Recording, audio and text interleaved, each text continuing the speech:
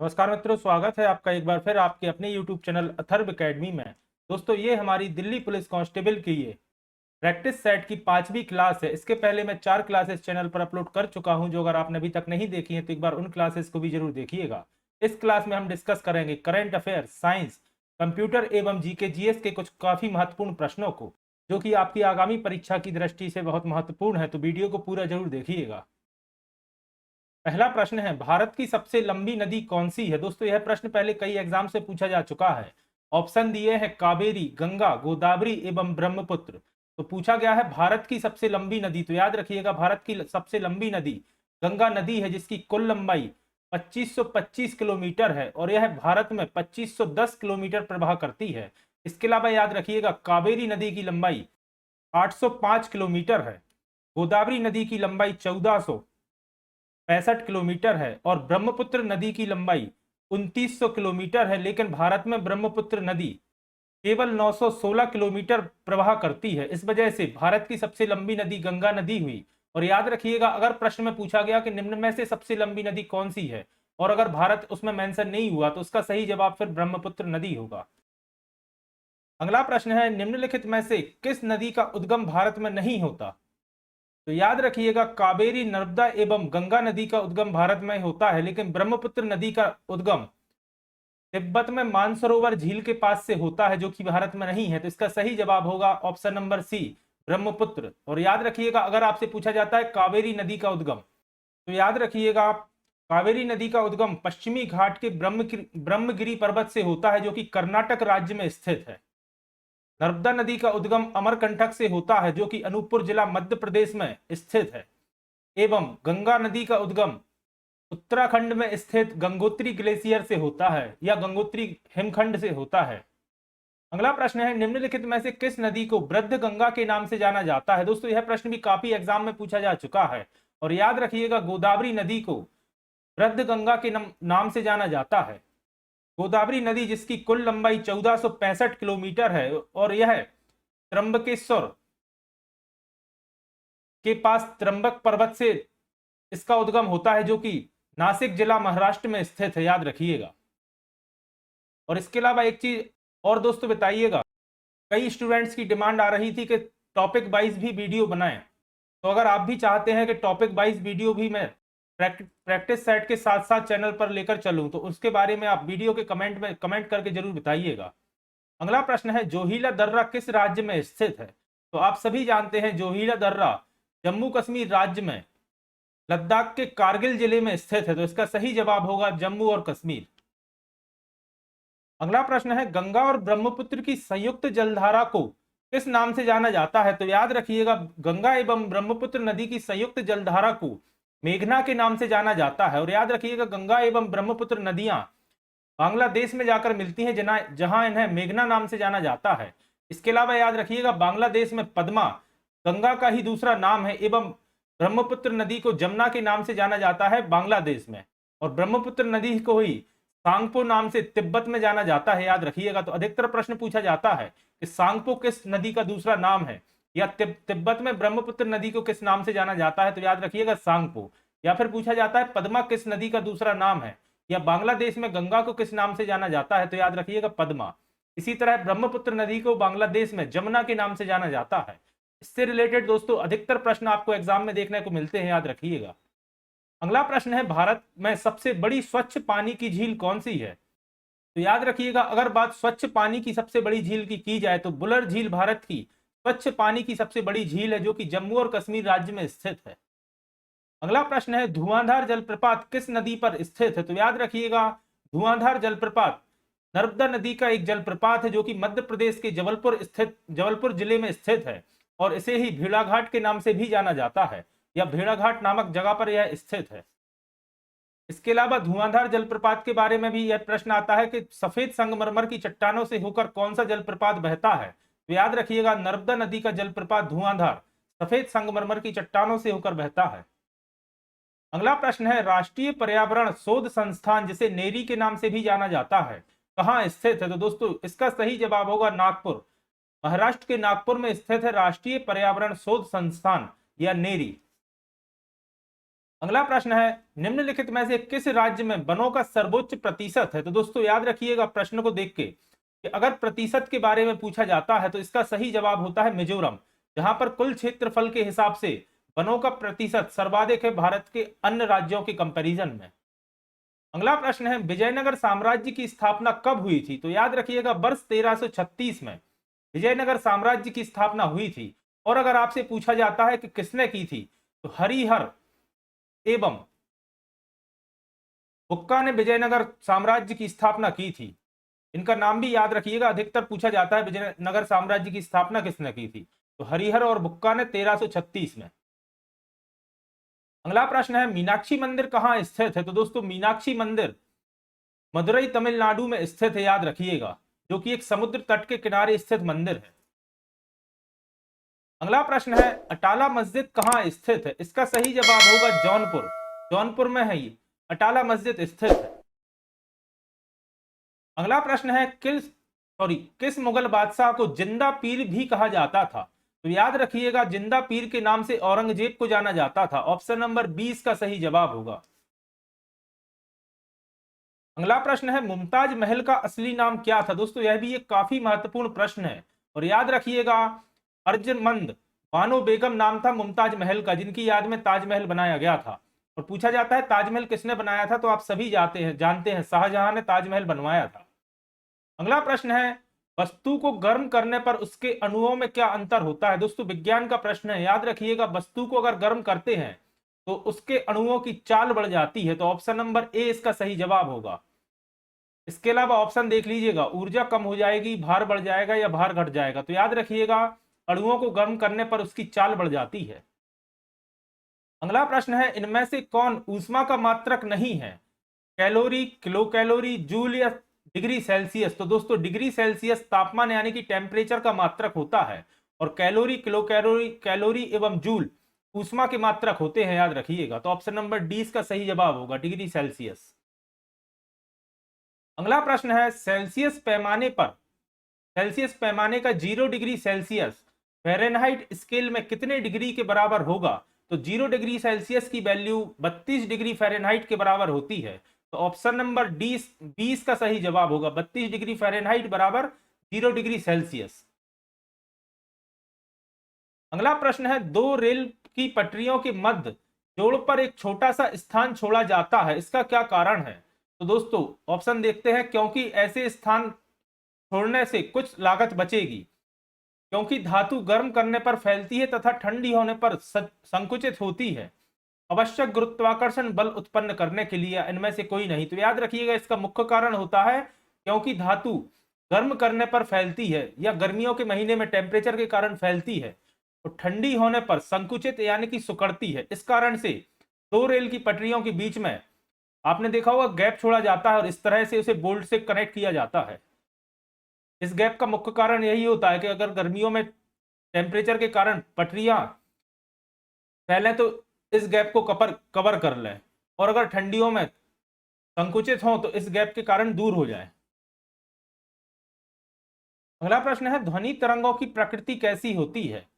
तो तो याद रखिएगा ध्वनि तरंगों की प्रकृति होती है अनुदैर्ध्य यानी कि लॉन्गिट्यूडनल। तो ऑप्शन नंबर 20 का सही जवाब होगा। विद्युत चुंबकीय का मतलब होता है इलेक्ट्रोमैग्नेट, याद रखिएगा। अगला प्रश्न है, पराश्रव्य तरंगे मनुष्य द्वारा, पराश्रव्य तरंगे यानी कि याद रखिएगा अल्ट्रासोनिक वेव से कहा जाता है और पराश्रव्य तरंगे मनुष्यों द्वारा नहीं सुनी जा सकती। तो ऑप्शन नंबर 20 का सही जवाब है और याद रखिएगा मनुष्यों द्वारा श्रव्य तरंगे सुनी जाती हैं। और एक प्रश्न पूछा जाता है, पराश्रव्य तरंगों की आवृत्ति कितनी होती है? तो याद रखिएगा 20,000 हर्ट्ज पराश्रव्य तरंगों की आवृत्ति होती है। 20,000 हर्ट्ज या फिर आपको कई जगह 20 किलो हर्ट्ज के बराबर भी ऑप्शन में देखने को मिल सकता है। तो दोनों एक ही चीज है, 20 किलो हर्ट्ज या 20,000 हर्ट्ज पराश्रव्य तरंगे या अल्ट्रासोनिक वेव्स। अगला प्रश्न है, पीयूष गोयल के इस्तीफा के बाद G20 के नए शेरपा कौन बने? अश्विनी बेनप्पा, डॉक्टर कमलेश्वर अग्रवाल या अमिताभ कांत? तो याद रखिएगा वर्तमान में G20 के नए शेरपा अमिताभ कांत हैं। ऑप्शन नंबर सी इसका सही जवाब होगा। अगला प्रश्न है, आईएमएफ की पूर्व मुख्य अर्थशास्त्रियों की दीवार पर प्रदर्शित होने वाली पहली महिला कौन बनी है? दोस्तों, आईएमएफ का पूर्ण रूप होता है इंटरनेशनल मॉनेटरी फंड या हिंदी में अंतरराष्ट्रीय मुद्रा कोष, और इसके मुख्य अर्थशास्त्रियों की दीवार पर प्रदर्शित होने वाली पहली महिला बनी है गीता गोपीनाथ। तो ऑप्शन नंबर 20 का सही जवाब है। अगला प्रश्न है, हाल ही में किस एयरलाइंस को डीजीसीए से एयर ऑपरेटर सर्टिफिकेट मिला है? तो दोस्तों, हाल ही में बात की जाए तो 2022 में आकाश एयरलाइंस के लिए डीजीसीए द्वारा एयर ऑपरेटर सर्टिफिकेट मिला है। अगला प्रश्न है, विंबलडन ओपन 2022 में पुरुष एकल खिताब किसने जीता? तो दोस्तों याद रखिएगा, यह खिताब नोवाक जोकोविच ने जीता है। और याद रखिएगा, नोवाक जोकोविच सर्बिया के टेनिस खिलाड़ी हैं। कई बार पूछ लिया जाता है कि इनका संबंध किस देश से, तो याद रखिएगा यह सर्बिया के टेनिस खिलाड़ी हैं। अगला प्रश्न है, 13 एक्सप्रेस वे वाला भारत का पहला राज्य कौन सा बना है? तो दोस्तों याद रखिएगा, उत्तर प्रदेश राज्य 13 एक्सप्रेस वे वाला भारत का पहला राज्य बना है। अगला प्रश्न है, भारत ने कहां पर सबसे लंबा डबल डेकर फ्लाईओवर बनाने का रिकॉर्ड बनाया है? तो दोस्तों, भारत ने Mumbai Maharashtra, sorry option number C इसका सही जवाब है, मुंबई महाराष्ट्र में सबसे लंबा डबल डेकर फ्लाईओवर बनाने का रिकॉर्ड बनाया है। और याद रखिएगा, ऑप्शन में आपको स्टेट का नाम दिया जा सकता है या फिर यहां मुंबई भी आपको ऑप्शन में मिल सकता था, तो दोनों याद रखिएगा, महाराष्ट्र के मुंबई में बनाया गया है। अगला प्रश्न है, भारतीय इंटरनेट के जनक हाल ही में उनका निधन हो गया है, उनका नाम क्या था? तो दोस्तों, भारतीय इंटरनेट के जनक बीके सिंघल जी को माना जाता है और हाल ही में इनका निधन हुआ है। अगला प्रश्न है, देश का पहला कार्बन न्यूट्रल हवाई अड्डा कौन सा बनेगा? तो दोस्तों, लेह हवाई अड्डा देश का पहला कार्बन न्यूट्रल हवाई अड्डा बनेगा। अगला प्रश्न है, किस केंद्रीय मंत्री ने हर घर तिरंगा कार्यक्रम को मंजूरी दी थी? इसका सही जवाब होगा, केंद्रीय मंत्री अमित शाह ने हर घर तिरंगा कार्यक्रम को मंजूरी दी थी। अगला प्रश्न है, किस दिन प्रतिवर्ष विश्व मैंग्रोव दिवस के रूप में मनाया जाता है? तो दोस्तों, 26 जुलाई को प्रतिवर्ष विश्व मैंग्रोव दिवस के रूप में मनाया जाता है। अगला प्रश्न है, पद्मश्री पुरस्कार से सम्मानित और बंगाल के 1 रुपए डॉक्टर के रूप में प्रसिद्ध उनका निधन हुआ है, तो उनका नाम पूछा गया है। तो याद रखिएगा, पद्मश्री पुरस्कार से सम्मानित एवं इन्हें ही 1 रुपए डॉक्टर के रूप में भी जाना जाता था, इनका नाम है सुशोभन बनर्जी, जो कि पश्चिम बंगाल के रहने वाले थे। अगला प्रश्न है, किस देश ने 2024 के बाद अंतरराष्ट्रीय अंतरिक्ष स्टेशन को छोड़ने का फैसला किया है? दोस्तों, अंतरराष्ट्रीय अंतरिक्ष स्टेशन को ही आईएसएस के नाम से जाना जाता है, इंटरनेशनल स्पेस स्टेशन, और 2024 में रूस ने इसे छोड़ने का फैसला किया है। अगला प्रश्न है, 26 जुलाई 2022 को भारत ने 5 नए रामसर स्थलों को नामित किया है। रामसर साइट यानी कि आर्द्रभूमि क्षेत्र, इनमें से कौन सूची में शामिल नहीं है? इसका सही जवाब होगा, गोविंद सागर तो है, जो कि मध्य प्रदेश के शिवपुरी जिले में स्थित है। पल्लीकरनई मासी रिजर्व, जो कि चेन्नई में स्थित है, यह भी शामिल है। गोविंद सागर झील, जो कि उत्तराखंड में स्थित है, यह शामिल नहीं की गई थी। इसके अलावा यहाँ थोड़ी सी मिसप्रिंट है, करीकीली पक्षी अभ्यारण्य, जो कि तमिलनाडु में स्थित है। तो यह 3 तमिलनाडु की ही याद रखिएगा, पिचावर वन, और मिजोरम की पलक झील, इसे ही पाला झील भी कहा जाता है, याद रखिएगा। तो 3 तमिलनाडु से है, पल्लीकरनई मासी रिजर्व, करीकीली पक्षी अभ्यारण्य एवं पिचावर वन, और पलक झील मिजोरम, और सांख्य सागर झील मध्य प्रदेश, याद रखिएगा। इन 5 को जोड़ा गया था 26 जुलाई 2022 को। अगला प्रश्न है, 84,330 करोड़ की संपत्ति के साथ भारत की सबसे अमीर महिला कौन है? दोस्तों, भारत की सबसे अमीर महिला है रोशनी नादर, और जिनकी कुल संपत्ति 84,330 करोड़ रुपए की है। अगला प्रश्न है, भारत का पहला ब्रेन हेल्थ क्लिनिक किस शहर में शुरू किया गया था? तो याद रखिएगा, भारत का पहला ब्रेन हेल्थ क्लिनिक बेंगलुरु में शुरू किया गया था। तो ऑप्शन नंबर 20 का सही जवाब होगा, बेंगलुरु।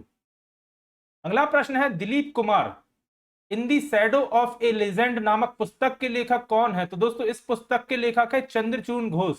ऑप्शन नंबर डी इसका सही जवाब होगा। याद रखिएगा बुक का नाम, Dilip Kumar in the shadow of A legend. तो चंद्रचूड़ घोष ने यह पुस्तक लिखी है। अगला प्रश्न है NDDMRIDA लिमिटेड को किसने लॉन्च किया? तो दोस्तों NDDMRIDA को पुरुषोत्तम रूपला ने लॉन्च किया है, याद रखिएगा। अगला प्रश्न है किस राज्य ने राज्य की अर्थव्यवस्था को $1 ट्रिलियन तक ले जाने के लिए डिलाइट इंडिया को एक सलाहकार के रूप में नियुक्त करने का निर्णय लिया है? तो दोस्तों यह निर्णय उत्तर प्रदेश सरकार द्वारा लिया गया है। वहां की अर्थव्यवस्था को $1 ट्रिलियन तक ले जाने के लिए डिलाइट इंडिया को सलाहकार के रूप में नियुक्त करने का निर्णय। आइए अब जान लेते हैं कुछ कंप्यूटर के प्रश्नों को। प्रश्न है तारों का समूह जो डाटा ट्रांसफर करता है उसे क्या कहते हैं? तो दोस्तों उसे सिस्टम बसेस कहा जाता है। ऑप्शन नंबर सी इसका सही जवाब होगा। अगला प्रश्न है मॉडर्न कंप्यूटर के जनक किसे कहते हैं? तो आप सभी जानते हैं चार्ल्स बेबेज को मॉडर्न कंप्यूटर के जनक के रूप में जाना जाता है, जिन्होंने 1837 में एनालिटिकल इंजन की खोज की थी, याद रखिएगा। अगला प्रश्न है की लॉगर जैसे स्पाईवेयर से बचने के लिए इंटरनेट बैंकिंग लॉगिन के लिए लॉगिन करते वक्त क्या देती है? तो दोस्तों वह देती है ऑनलाइन वर्चुअल कीबोर्ड, ताकि की लॉगर जैसे स्पाईवेयर से बचा जा सके। अगला प्रश्न है रिबोक कमांड डाटाबेस के किसके अंदर रहता है? तो याद रखिएगा रिबोक कमांड डाटाबेस के DCL के अंदर रहता है। डाटा कमांड लैंग्वेज DCL का पूर्ण रूप होता है। अगला प्रश्न है बाय वन पे नाउ सामान्यतः किसके लिए इस्तेमाल किया जाता है? सॉरी, बाय नाउ और पे नाउ जनरली डेबिट कार्ड के लिए प्रयोग किया जाता है और क्रेडिट कार्ड के लिए प्रयोग किया जाता है बाय नाउ एंड पे इन फ्यूचर। अगला प्रश्न है MP3 का पूर्ण रूप क्या है? तो दोस्तों याद रखिएगा जनरली लोग समझते हैं MP3 का पूर्ण रूप होता है मल्टीपल लेयर 3, लेकिन इसका सही जवाब होगा MPEG। MP3 का पूर्ण रूप MPEG का पूर्ण रूप होता है और मोशन पिक्चर एक्सपर्ट ग्रुप 3। अगला प्रश्न है इसका अर्थ वह डाटा जो कि डेटाबेस में वह वास्तविक तथा भरोसेमंद है यह बताता है? तो इसका सही जवाब होगा डाटा इंटीग्रिटी। डाटा इंटीग्रिटी बताता है डाटा की वास्तविकता तथा भरोसेमंद या विश्वसनीयता। अगला प्रश्न है क्या एक व्यक्तिगत नेटवर्क है जो कि कंपनी के कर्मचारियों के लिए इस्तेमाल होता है? तो दोस्तों इसका सही जवाब होगा ऑप्शन में मिसप्रिंट है दोस्तों, इंट्रानेट। इंट्रानेट एक व्यक्तिगत नेटवर्क होता है जो कि कंपनियों के सभी कर्मचारियों के लिए इस्तेमाल करने के लिए होता है। अगला प्रश्न है किस कमांड को बाहर ले जाने का चरण है या क्या कमांड को बाहर ले जाने का चरण है? तो दोस्तों कमांड को बाहर ले जाने का चरण या स्टेप होता है एग्जीक्यूटिंग। एग्जीक्यूट करके किसी भी कमांड को बाहर ले जाया जाता है। अगला प्रश्न है equal to some B1 colon B2 किसका उदाहरण है? तो दोस्तों इसको देख के ही आप समझ रहे होंगे यह एक फॉर्मूला का उदाहरण है, तो ऑप्शन नंबर 20 का सही जवाब है। और याद रखिएगा अगर इतना दिया होता B1 कॉलन B2 तो यह एक फंक्शन है, लेकिन यहां दिया है इक्वल टू और सम जो कि एक बन गया फॉर्मूला। अगर B1 और B2 दिया होता तो यह फिर फंक्शन होता। तो दोस्तों ये थी आज की हमारी प्रैक्टिस सेट की 5वीं क्लास। आशा करता हूं आज की क्लास आपको पसंद आई होगी। अगर आज की क्लास आपको पसंद आई है तो वीडियो को लाइक करें, कमेंट करें, और अगर आप चाहते हैं कि अथर्व एकेडमी चैनल पर टॉपिक वाइज क्लासेस भी मैं लेकर आऊं तो आप वीडियो पर कमेंट करके जरूर बताइएगा। और अगर आपने अभी तक चैनल को सब्सक्राइब नहीं किया है तो चैनल को सब्सक्राइब करें और ज्यादा से ज्यादा लोगों तक शेयर करें। जल्दी ही फिर मिलता हूं अपनी अगली क्लास के साथ। धन्यवाद दोस्तों।